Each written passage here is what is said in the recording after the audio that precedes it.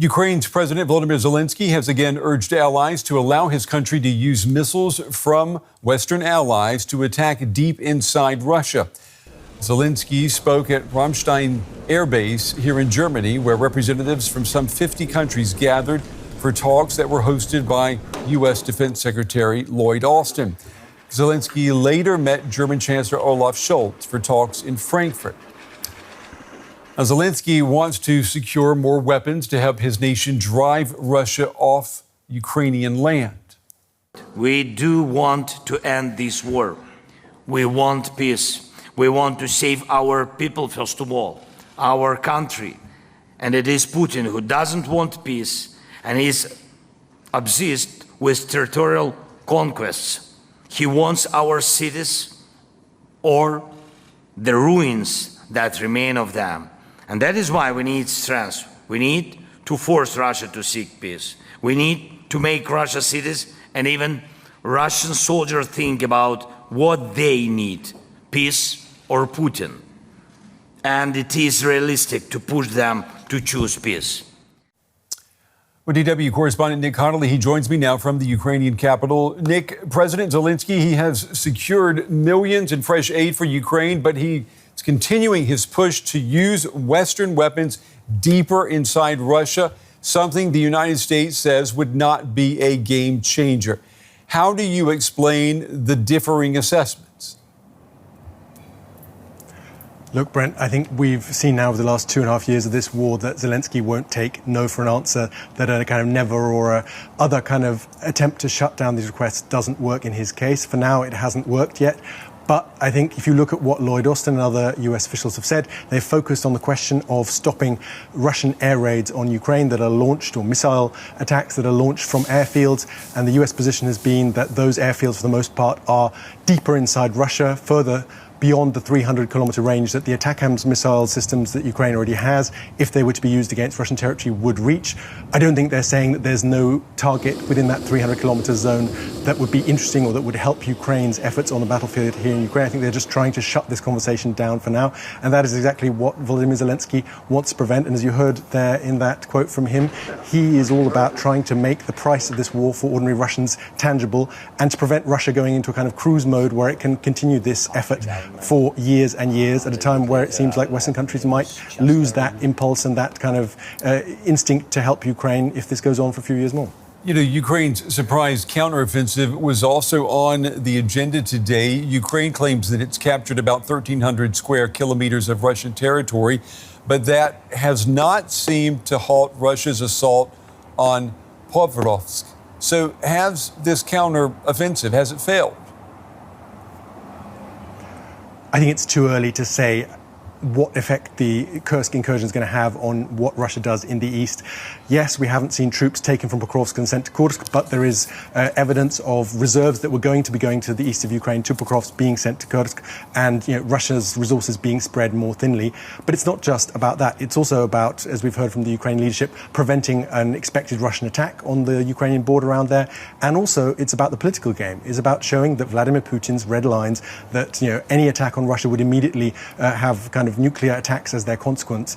Volodymyr Zelenskyy has shown that that's simply not true. And if we're talking about getting permission to strike deeper inside Russia, if you can enter and occupy a big swathe of Russian territory without escalation, without any risk to the rest of Europe, then the argument from Kiev will be, give us those missiles. Putin doesn't have anything left to escalate, and that is the most rational thing we can do, rather than trying to shoot down every missile heading towards Kiev, end these attacks at source, and put the price up for Russia's leaders and also its civilians. DW's Nick Connolly with the latest tonight from Kyiv. Nick, as always, thank you. Well, for more now, I'm joined by military analyst Marina Miron. Marina, it's good to see you on this Friday evening. As we heard, Ukrainian President Zelenskyy is again pushing to use Western weapons deeper inside Russia. The U.S. Defense Secretary is pushing back, saying that that would not be a game changer. How would you explain these different assessments? Good evening, Brent. Well, from a Ukrainian perspective, it's very logical that Ukraine has received all these weapon systems from Western countries, and it doesn't want any restrictions placed on them. And Ukraine thinks that if it were to use, say, ATACMS on Russian territory, for instance, against the airfield in Kursk, that it would somehow prevent the Russians from using their aviation and glide bombs. However, the problem is, and that's what the US position has been in military terms, Russia has already prepared for a potential use of long-range weapons and has moved its equipment outside the range. And of course, the United States has political considerations because Ukraine has only a limited number of ATACMS. NATO countries would have to provide targeting data to the Ukrainian armed forces, and also in order to make a difference, Ukraine would need to use more than just ATACMS against what might be hardened targets because of the payload of such missiles and the questionable amount of damage that they can do. Therefore, it means that the US and Germany would, and Britain and France would have to supply Ukraine with even more long-range capabilities and intelligence, which is very costly, and they don't want these political risks.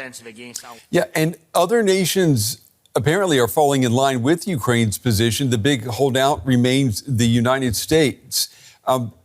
What does the U.S., the Biden administration, know that apparently the other allies do not?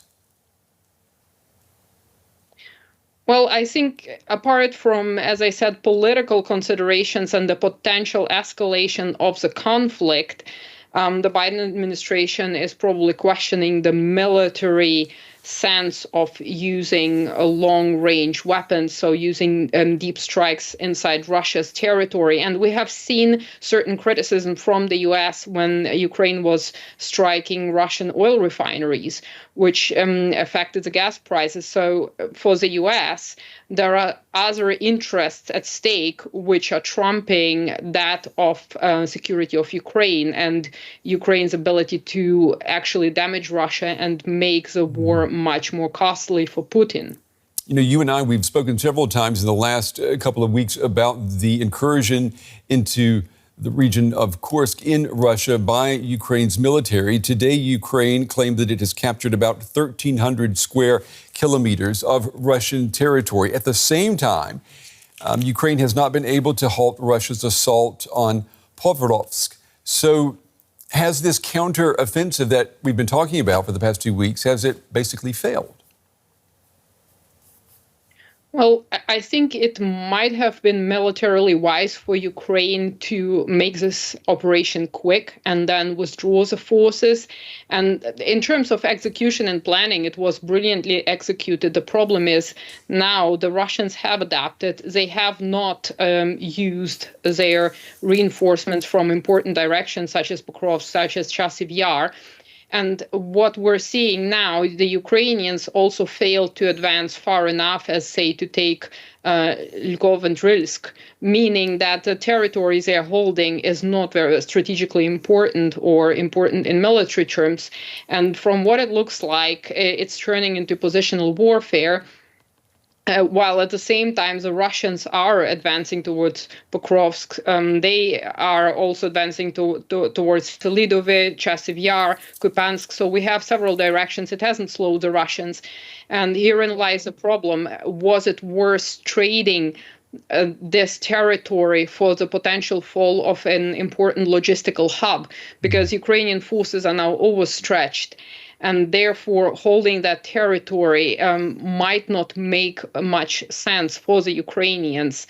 And in military terms, I don't see how that benefited Ukraine. In the short term, it boosted their morale. It demonstrated the capability of Ukrainian armed forces. However, it didn't achieve all the outlined goals that the Ukrainian armed forces were hoping to achieve. Yeah, and being overstretched was something that you warned about 2 weeks ago, I remember.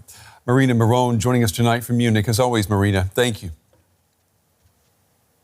And I'm very pleased to welcome Arseniy Yatsenyuk, a Ukrainian politician, economist, and lawyer who twice served as Prime Minister of Ukraine. A warm welcome to DW.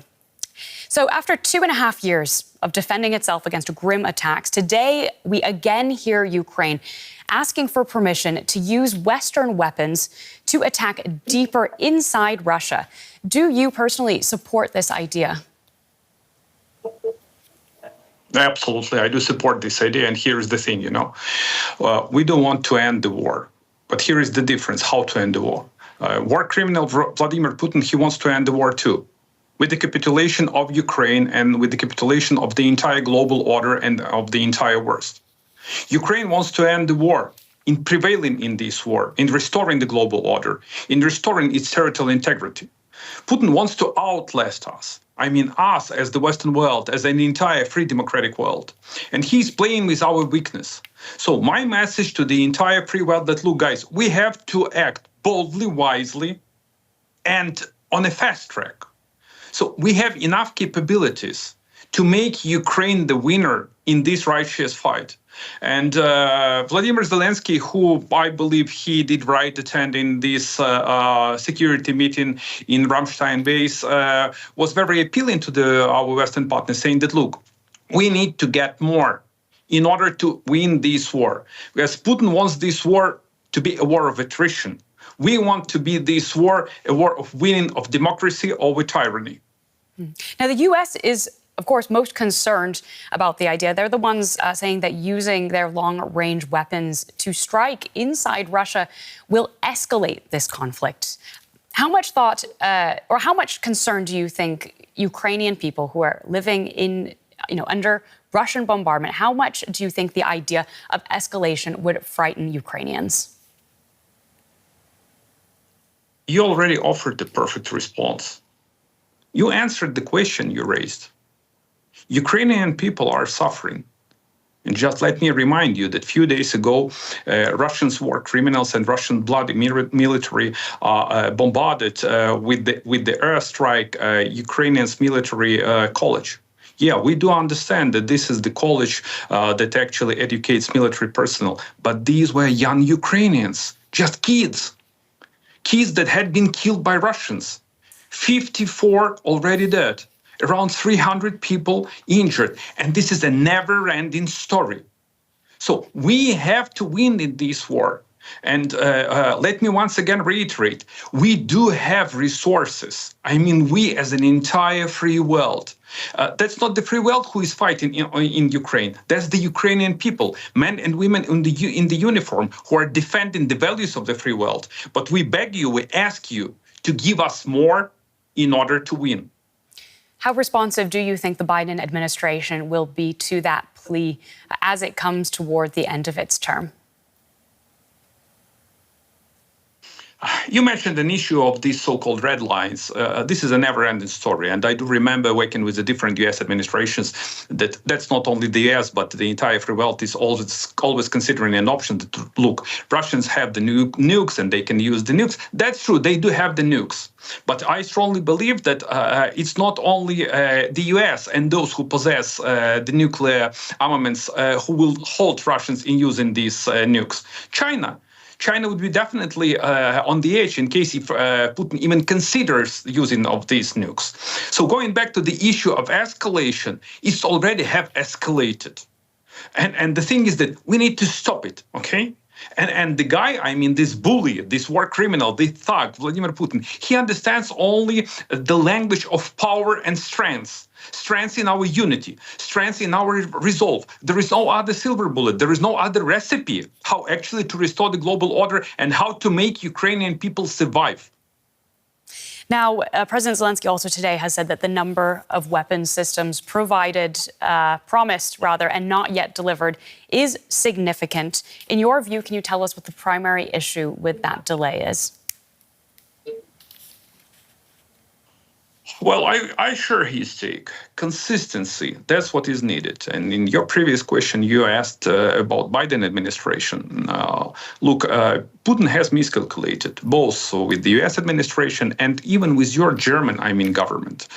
He miscalculated in the way that the Western world managed to stay united, to impose severe sanctions and to decide to supply weaponry for the Ukrainian military to fight against Russians. So the thing is that we need to move forward with all this stuff. Well, thank you so much for joining us on DW News today. That is Arseniy Yatsenyuk, a former Prime Minister of Ukraine. We very much appreciate your time. Danke.